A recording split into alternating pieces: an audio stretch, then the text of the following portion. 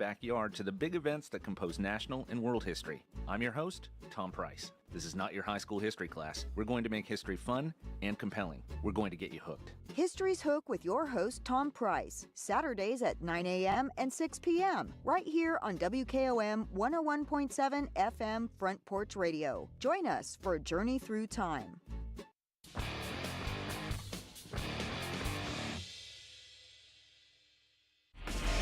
What's your favorite radio station? 101.7 WKOM. Oh! Gentlemen, we went over the rules in the dressing room. I want to caution you to keep this fight clean at all times, and what I say you must obey. Live from the WKOM studio in downtown Columbia. It's time to wake up and get woke. It's Three Dudes with a View. Let's get it all! All right, good morning. Welcome to Three Dudes with a View. I am Drake Pugh, substituting for Delk Kennedy this morning. We have our regular suspects here today with us. Favorite son, native son of Columbia, a 1977 graduate of Columbia Central High School, Ron Hart. Good morning, Ron. Hey, good morning. Dude number one, Mr. Jim York. Good morning, Mr. York. Good morning, Drake. Good morning, everybody. Regular special guest, Mike Roden. Good morning, Mike. Hey, good morning, everybody. All right, fellas, what we got to talk about this morning? Ron looks like he's on the road. Yes. Yeah, he does. Which city are you in, Ron? In Las Vegas now. Got robbed last night. Y'all will like that. Oh, God. Oh, my goodness. Yeah. Were you on the street? You weren't on the street, were you? No, I was a young Democrat, though, Mr. York. Young Democrat? How you know I was a Democrat? I kind of feel it. Did he have a D on his back? Well, he kept talking about socialized medicine. You know, he kept talking about socialized medicine and, you know, all that kind of stuff. Yeah, that's what it was.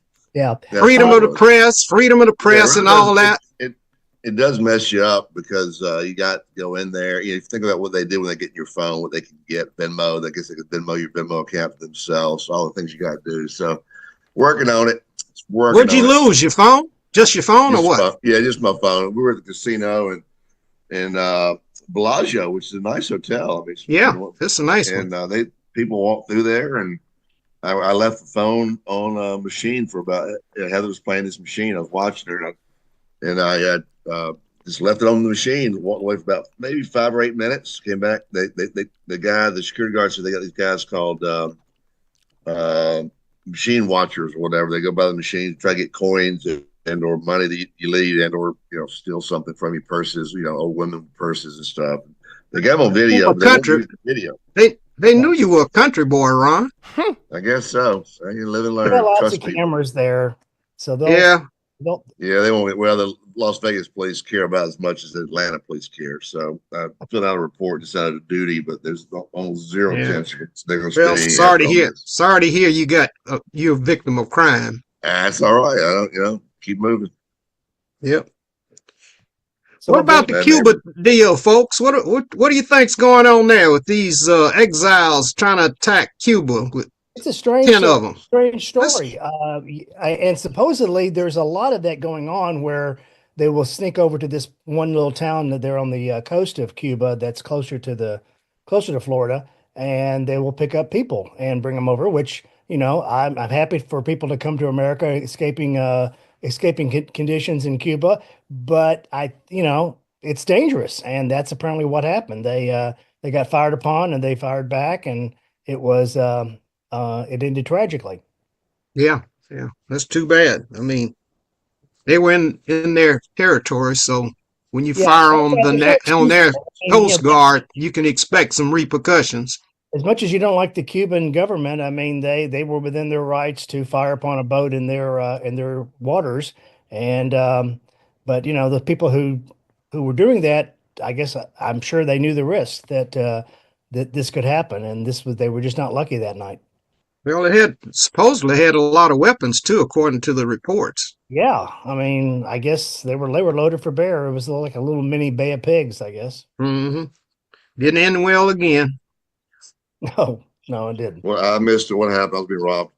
What they tried? Like it was like a Bay of Pigs. Well, no, I made that as a joke, but yeah, it was just a small craft that was apparently going to get some people from Cuba and bringing them to Miami. And Gotcha. apparently this is something they do. The New York Yankees recruiting division. Yes, I wish so. I hope so. But on this particular occasion, the Cubans spotted them and fired upon them, and a firefight ensued. And I think the 4 Americans were killed. Oh, I got you. And at least 1 Cuban was wounded, I think. Okay, got you. Well, they say the commander of that Coast Guard boat got wounded too. Yeah. When the Americans fired on them first. So so no CIA, no nefarious things. You just think nothing. No, that was I was just making a little joke there. About okay, I got you. But I think we'd go a little bit stronger than that if we went in Cuba. No. I would hope so. I would hope they had more than 1 boat if they were actually going to try it out. Exactly. You learn his lessons from Jack Kennedy. You know, that's strange. I wonder why, since Americans don't want to deal with Cuba, why haven't they taken over Cuba? Don't want it like Puerto Rico, these states that take more money than they produce. I don't think we want another welfare state. Cuba's got plenty of assets. Check me if I'm wrong, Not but really. I believe after the Spanish-American War, we had an opportunity to make Cuba a territory. And maybe it was for a brief period of time, but at some point we passed on that, let them become an independent nation. I think can look back now and say that was a mistake, maybe. Yeah. I don't know. I do know that I know some friends that have Cuban families, and they're in Washington, D.C. There's an archive of all the Americans, all the Cubans too, that own land in Cuba and where it was, like how many hectares they had in this part of the land. Because when it does come back, they get it back basically. When Cuba is, that's part of the reason that it's going to be hard to go back down there, because we're essentially going to take all the land back to the landowners that have it, and there's a secondary market trading in this land. He had me this client of mine had me evaluate what to do with it, and it's like 30 cents on a dollar, so it's pretty good. Maybe higher now. This was 15 years ago under Obama. It's probably higher than that now. Maybe these things happen, but these hedge funds or these investors will go to someone that has to go look at the archive in D.C. who owns a lot of land. And so we'll go ahead and pay right now for it. We'll take the chance that the country's coming back and that you actually can sell it in exile. Was it the land that Batista confiscated, or was it the land that Castro confiscated? I assume Castro. Yeah, Batista confiscated a lot of. Batista confiscated a lot of land. That's when Marco Rubio's parents left Cuba under Batista. Batista was no good guy. I mean, he was a dictator, and that's kind of the history of U.S. foreign policy in the 20th century. We backed a lot of people who were no count, who were very ruthless dictators, and we didn't like the people who overthrew them. But perhaps if we'd worked better toward democracy in those countries, that wouldn't have happened. But it's the same thing with the Shah of Iran. I mean, he was not. Same thing. But probably why you shouldn't mess with. That's part of the reason you don't mess with these things, right? I mean, we're over everything. We've not made it better ever. I mean, I can't think of the scenario, and maybe you guys can, that we've gone in there and toppled a leader, and it was better. Vietnam. Well, I have a problem, really a problem. Democracy is good for certain communities, certain countries, but democracy is not for every country because of the social status and the social history of the country. So some countries are better off with a dictatorship than with a democracy. Well, Del Kennedy says that. Del has a line about that the wonders of democracy is not for every certain potentate across the world, or something like that. Del will have to come back and give me the quote. But I mean, well, I kind of agree with him on that. I mean, it requires certain levels of intelligence and education throughout the populace. Yeah, and if they don't have it, you wind up with the peasant and the dictator. It's a sad fact. I mean, China could. There's an argument made about China. China could never made it where it is today under a democracy, because it has to be kind of from a very rural and agrarian and pretty primitive society of 50, 80 years ago. China kind of has gone to a superpower, and it was done central command and control. But the evolution, I think, is always toward freedom and democracy. I human nature is, especially with open internet and open information. The more you read about democracy, that's what people strive toward. But you're right, not for everybody. China has done an amazing turnaround in the last 10 or 15 years on bringing their people toward a more capitalist venture and creating partnerships with the country. Even though they dictate what companies do, they've done an amazing turnaround and having their people move up, have some upward mobility across the country. You have to give China some credit. They figured out the fatal flaw of communism, that there's no money in it. And they have, they've kind of have this fused system of kind of a authoritarian rule, but with some capitalism involved. So I don't know, they're a world power. They're probably our chief economic rival, and Military too. have a tendency to be a little ruthless. And but yeah, I mean they have let in to their country a lot of the things from the West that may ultimately, change their system. They have approached a lot of countries too with a Western philosophy, so to speak. I'm not going to say totally Western, but providing support to countries so that they can gain stability and then move in a more economic way, Yeah, but they have the same system as Putin and Russia. They had the oligarch system where there are people in the Communist Party who were tight with Xi Jinping and all those other people that make the money. That it's directed to people that he knows. He's a multi-billionaire, no doubt about it. And Chinese people are buying these townhomes in New York, and the kids are NYU. There's people that are oligarchs there that are making money. But you have to have them. You have to understand entrepreneurs are. And they're hard to find. When you have one, you got to turn them loose on the industry. Like Putin did oil, he broke everything up, and he had his people around him, and he controlled it. He'd come take it from you if you didn't do what he wanted to, but he needed people to run it.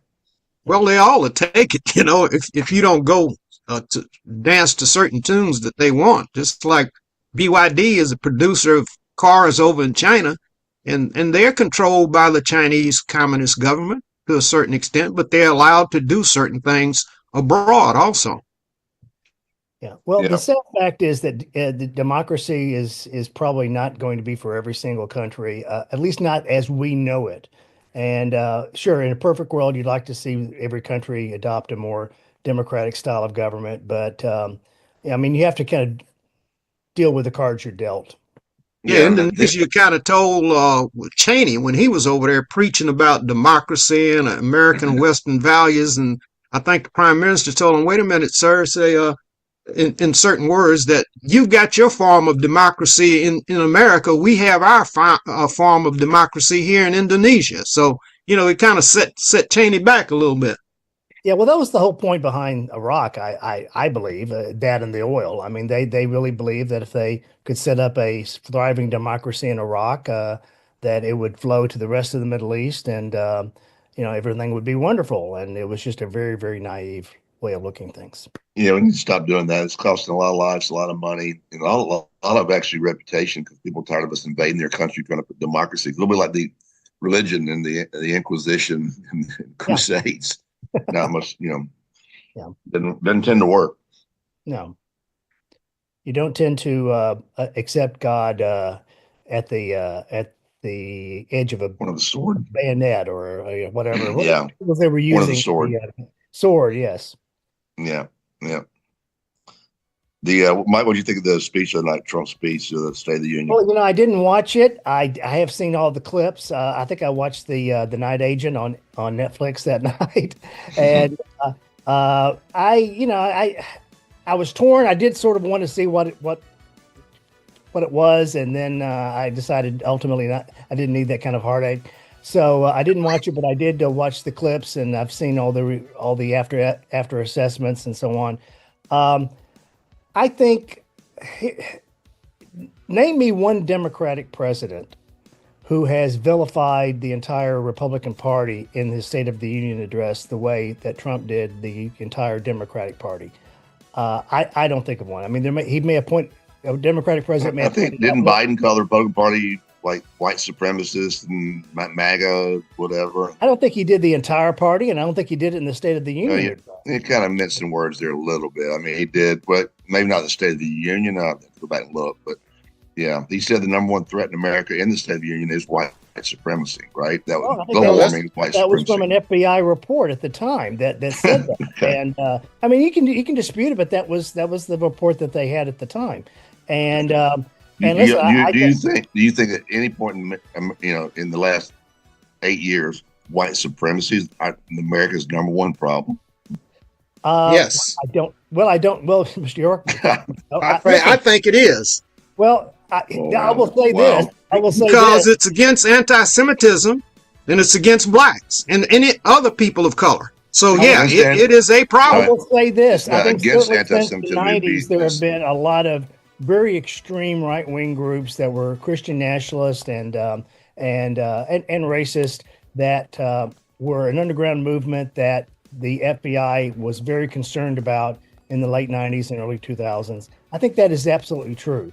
Now, whether they were the number one threat, I'm not going to say, but certainly China, Russia, just incredible. And that's keep running on that. Though. That's a good. All right, Joe, we're gonna. It was the number one threat. I said it was a threat that should have been taken. No, I'm just saying your party should continue to run on that. I think it's a terrific message. All right, Joe, we're gonna go to break and we will be right back.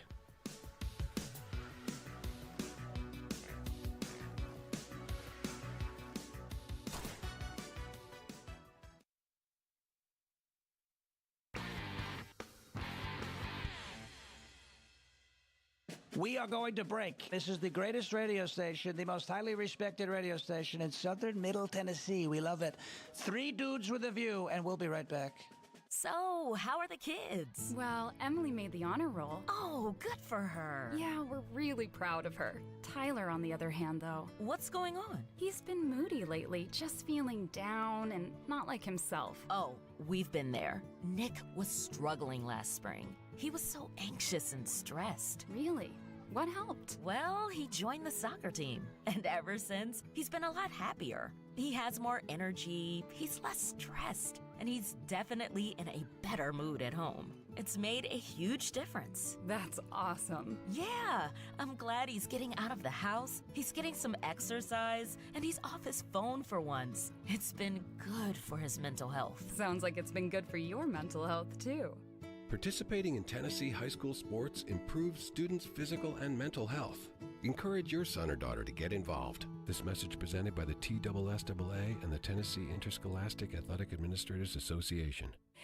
Hi, I'm Robert Rogers at Parks Motor Sales Buick GMC. Parks Motor Sales was founded by my granddad, Bobby Parks, and my great-granddad, Julian Mays, in 1958. We've been family-owned the whole time, and being family-owned, locally owned, means you get to get your next vehicle or your existing vehicle serviced by the same people who stand in the grocery line with you, drop their kids off at the same school you do, and smile, happy to see you when they do. So come see us at Porch Radio.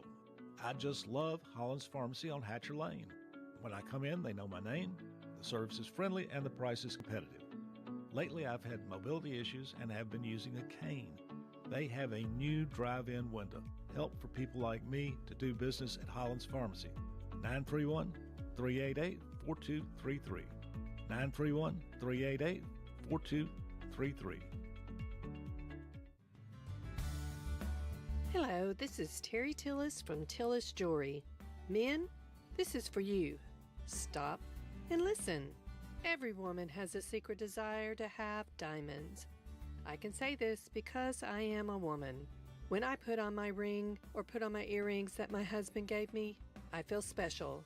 Stop by Tillis Jewelry, downtown Columbia. Let us help you find a special diamond just for her. American Standard Heating and Air Conditioning, built to a higher standard. Call Davis Heating and Cooling at 99 and on Facebook or call today 388-2090. So here's one thing we know about February, and with 4 new tickets to choose from, you can...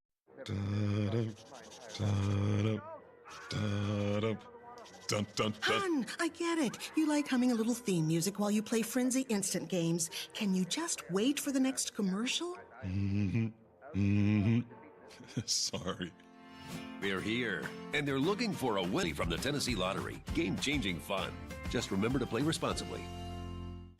Hey, this is Seth Moss at a rental fleet of mulching equipment. We also offer mulching teeth, blades, and sharpening. Our number one priority is getting you up and running as quickly and affordable as possible. Tennessee Valley is located at 300 Santa Fe Pike in wonderful Columbia, Tennessee. Stop by or give us a call today at 931-981-9812. Hi, I'm Morgan Luck, a local licensed insurance agent with Health Markets Insurance Agency in Columbia, Tennessee. Turning 65 and choosing the right Medicare plan for you can be confusing. Let me help you find a plan that best fits your needs and budget. Call 615-586-9906 to speak with a licensed insurance agent for a free appointment, virtually by phone or in person, to review your specific needs and help find a plan that's right for you. Health Markets Insurance Agency Incorporated is licensed as an insurance agency nationwide except in Massachusetts. Service and product availability may vary by state. Agents may be compensated based on enrollment. No obligation to enroll. Hi, this is George Ross with The Way Realty. Please allow me to share a little bit about us. We measure our success by the quality of service you receive. We provide many ways to help you get the most when selling your house, like home staging, landscaping, repairs, professional pictures, and aggressive marketing. Our listings are posted on the MLS, Realtracs.com, Zillow, Realtor.com, and Trulia. Your house will most likely be your biggest investment for your family and for your future retirement. Let us help you fulfill the American dream by buying, building, or selling your next home. And most importantly, let this new year be a great year by putting Jesus first in your life. Jesus Christ changes lives. I know because He changed mine. Columbia Foodland is a locally owned and operated family grocery store with a full line of dry, dairy, frozen, meat, and produce items. We focus on keeping the freshest hand-cut meat and produce items daily with the most competitive prices in town. We offer weekly ad specials as well as in-store weekly specials throughout the store. Located at 427 West 7th Street in Columbia in the former Harris Foodland location. Columbia Foodland. We're here and ready to serve the wonderful people of Columbia and the surrounding areas. This is Barry Duke, and you're listening to 101.7 WKOM Columbia.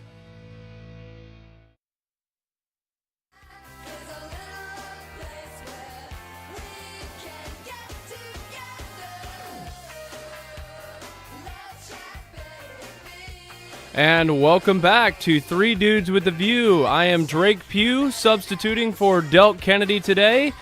Got the normal suspects here. Dude number 2, Ron Hart. Good morning, Ron. Ron?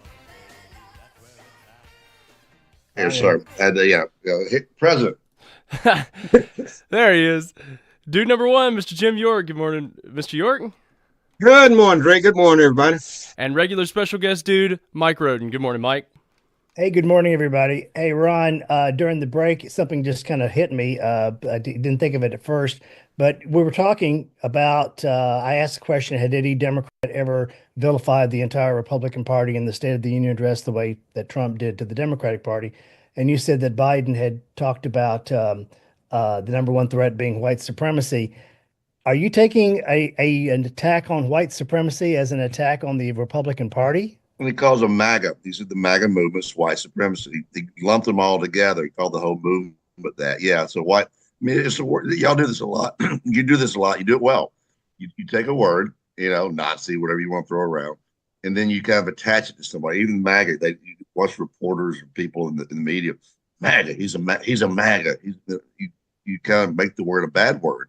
So MAGA's kind of defining them. MAGA's defined themselves, Ron.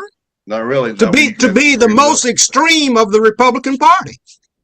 Make America great again is extreme. Well, yeah. What has MAGA done that's extreme? The policy. They want the Epstein files. Yeah. One thing. Yeah, I mean that was a good thing. I think we all do. So I guess I'm MAGA then. I think the thing that we disagree with the most is just sort of this lockstep obedience to Donald Trump, no matter what. That traditional conservatives who, I've always respected. I may disagree with them, but we can debate, whether we should have a lower capital gains tax and those traditional issues.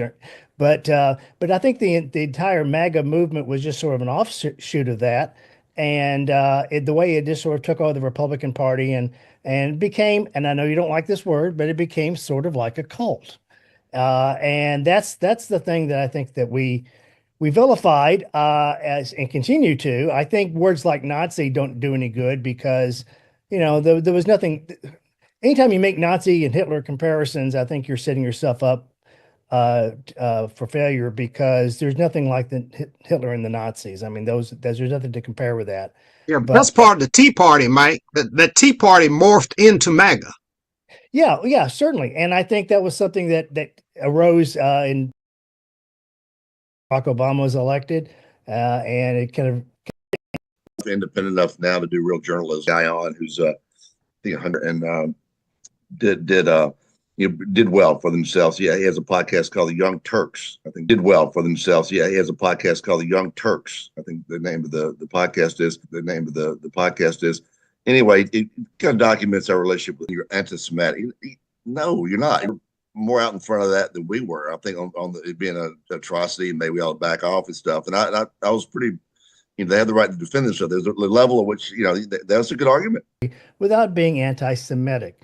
Because there are certainly a lot of Israelis in Israel who are against the Israelis in Israel who are against the Likud party and Netanyahu. They have an Likud party and Netanyahu. They have an opposition party. So it would be like saying that you're anti-American because you're against the Republican Party or the Democratic Party. It's like calling the Republican Party MAGA. You can have that intellectual argument. And now I think there have been some I'll call out our side. I think certainly there were a lot of mostly young people on the college campuses who were equating Israel with all Jews, and that's wrong. Certainly criticize the government and the way they've handled the Gaza situation, and without calling out all Jews. Yeah, there's an extreme right wing in the Israeli party, the Likud party. Yeah, but. He's been down and out many times, and he just keeps coming back like a cockroach. Yeah, they are our lone partner in the region, the only democracy in the region. And but how much money do we need to continue to give them to do that? I don't. $5 billion a year is kind of a locked in number. This guy said, and we tend to, and you just can't touch it. AIPAC's very big in donating. You look at AIPAC, which is Jewish lobbyists or donation group. They're really big. I think 95% of all people in Congress have take money from AIPAC. I think Marjorie Taylor Greene did break with them. Tom Madden, thing you want. Yeah, right? When we start paying, a average sum of what, $30 million a year, and that never changes, that's a problem. Why are we saber rattling in Iran right now? What is the purpose? Ron, what are your thoughts on it? Why are we? I don't know if they're reconstituting. Well, I think a little bit of it is I remember Trump said we got your back or something. He thought maybe there'd be a natural revolution, and then there was a crackdown where 40,000 people, whatever, were they murdered or arrested. I think he feels bad for leaving them in the lurch there. A little about the Bay of Pigs, I guess. We say with Trump, there's not a lot of moral authority, but moral obligation. Or he figured they're weakened right now. Now's the time to punch, like a boxer just landed a punch. With that attack on the nuclear facility. What's next, right? Are you going to hire Mullah Light? Lights or Colin Powell thing, if it's the Pottery Barn theory. All war weary, invasion, stay there, spend money, and not get anything done, have our kids' legs shot out. They can march in, take the leader and leave. Iran obviously has a huge military and high value target very quickly and got out without any casualties. And so I don't know how good they may have these old Russian air defense systems like the rest. Reestablish making whatever they make, and they got a stockpile of ready uranium already. Yeah. I don't know about that. So maybe that's why he's going to go back in. After those attacks, he said that he obliterated their capability, and then, as you said, they're right back at it. So I get that leader out of there, but I don't know what the next question is. What's next? And there's a lot of street protests. After this happened, a lot of people got arrested. There is a yearning for democracy, or at least a regime change over there. Some more or less authoritative. They gave him safe passage to. I mean, he sent a message with Maduro. Here, I give you one shot for safe passage to another country. Next time, we know you live. Maduro was weak. and without a viable military, Iran is totally different. Iran is totally different. And once we attack Iran, what do we get out the deal?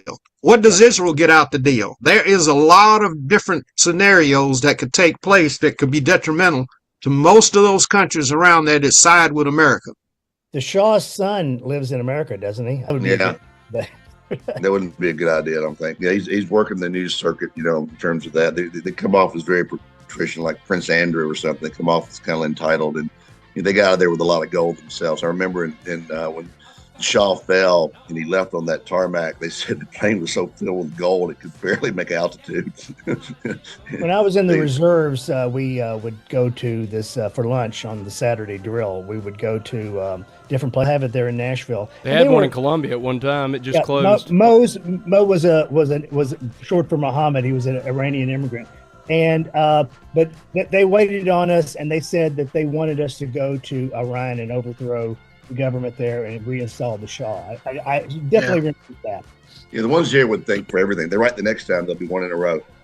Castro or whoever's running Ramal or whatever.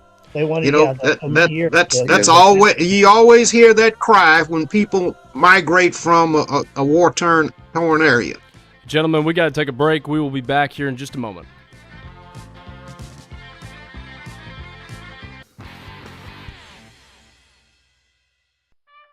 We are going to break at WKOM. This is the greatest radio station, the most highly respected radio station in southern Middle Tennessee. We love it. This is for a full line of lawnmower trailers, utility trailers, stock trailers, and a full line of trailer parts. We also offer service. Come see us at 1021 New Lewisburg Highway. Call us at 931-381-2795. That's 931-381-2795. Debbie Matthews grew up and lives in beautiful Columbia, Tennessee. As a realtor, she is well-versed in homes, neighborhoods, development, and schools. She wants to share her love of her home state with others to help them find just the right place to raise a family, open a business, or develop a dream. From luxury listings to land, she can handle it all. She is the current leading producer, Nashville Realty Group. Contact Debbie Matthews Realtor at 615-476-3224. That's 615-476-3224. Some people are just obsessed with their lawns. They'd cut their grass with a pair of scissors if they could. Thanks to Gravely, they don't have to. You see, Gravely makes not only the best built and most comfortable lawnmowers, they also leave your house looking like a doggone country club.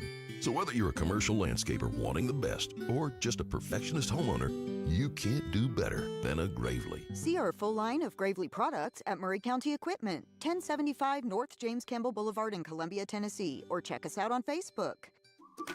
Hello, my name is Zach Maddox. I'm a proud third-generation owner-operator of Columbia Paint and Wall Cover, founded by my grandfather, Ralph Maddox, in 1946. We offer a variety of paint and wall covering products, but our passion is customer service. We can offer many personalized services and can come out to your house or business if needed. Come visit us at our...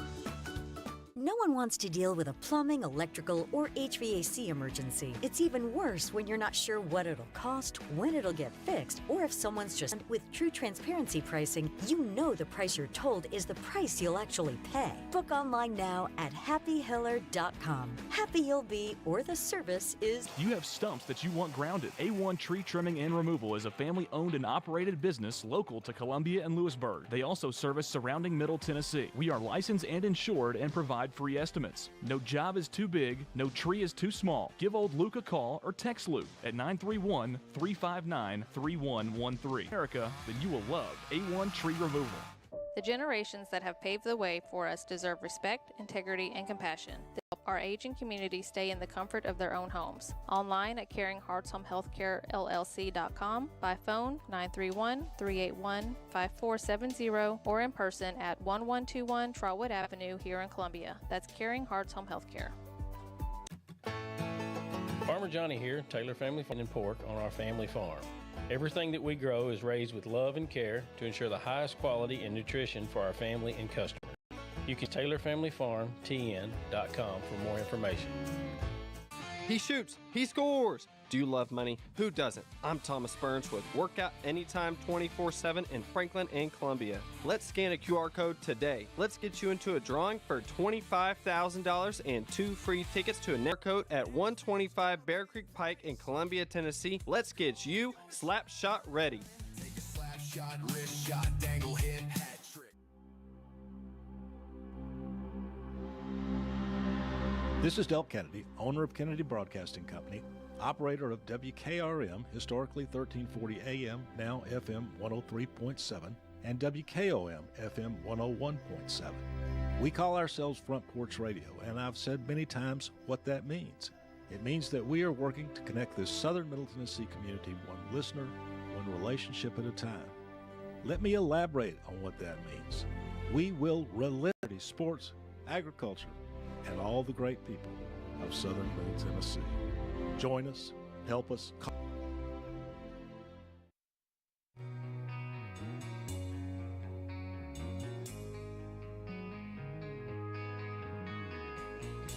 And welcome back to Three Dudes with a View for our third and final segment of the day. Mr. Jim York. Good morning, Mr. York.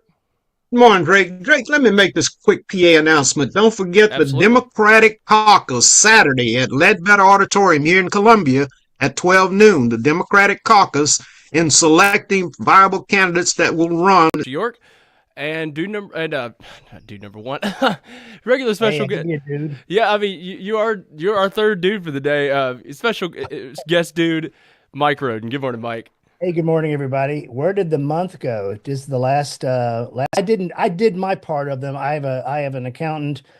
We introduced him to his wife, so he does our taxes for free. I do as long as the marriage holds up, I'm good. So I do a first draft and then I give it to him and he keeps me out of prison take. Yep. Anybody heard this latest snafu on Epstein files that the DOJ, somebody went back and looked at the index and found that there were lots of information missing from the what was supposed to. And supposedly, I have not checked it, but from what I understand, there are some files that are critical of President Trump or mention his name in a not so nice way, allegations and so on that are not up on the web that the congressional people have seen in the unredacted version of the files. Now, I've heard DOJ come back and say, well, we've done that because we needed to do some more scrubbing or something of names. They had an excuse for it. But yes, they have been caught taking down some things that are critical of President Trump. And this is, I keep going back to this. We just need a special prosecutor. We just investigated. There are nasty allegations against other people. We saw just yesterday that Larry Summers resigned from Harvard. And of course, Bill Gates had to come out and do a mea culpa in front of a lot of his people and try to explain why he was involved with the Epstein crowd and admitted he had an affair. Admitted that he had an affair. Two Russian women. I found that interesting. But look, there's going to be a lot more of that, and done something you shouldn't have been doing. I mean, if you just mentioned the files, it could have been because you were somewhere where other people will source, and there's enough of it. Then definitely it needs to be investigated.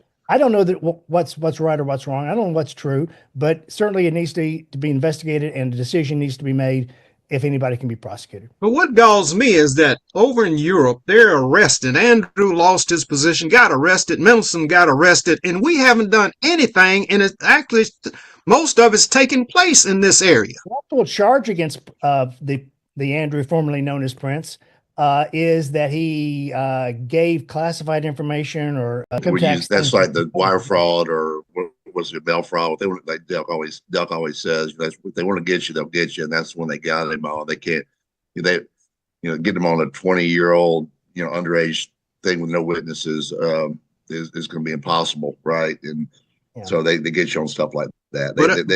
They get any of us they want us. But I think if this DOJ would have had a credible indictment against some folks, things would be a lot better. But I'm not talking about 4 years back. I'm talking about what's going on now. What I'm talking about right now. Yeah, I know you're always in the past. You're always in the past. if they had a credible arrest of people that were engaged in 4 years illegal versus activities, 11 months. then I think everybody would kind of settle down, and nobody really knows the truth. We don't have a credible DOJ to do it.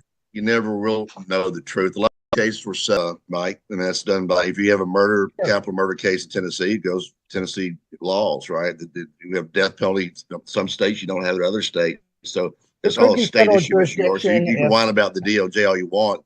I think their power is limited, and there's statute of limitations on these things. And just think about these. Most of these girls are underage. They didn't know that guy was Bill Gates, or they didn't know that guy was Noam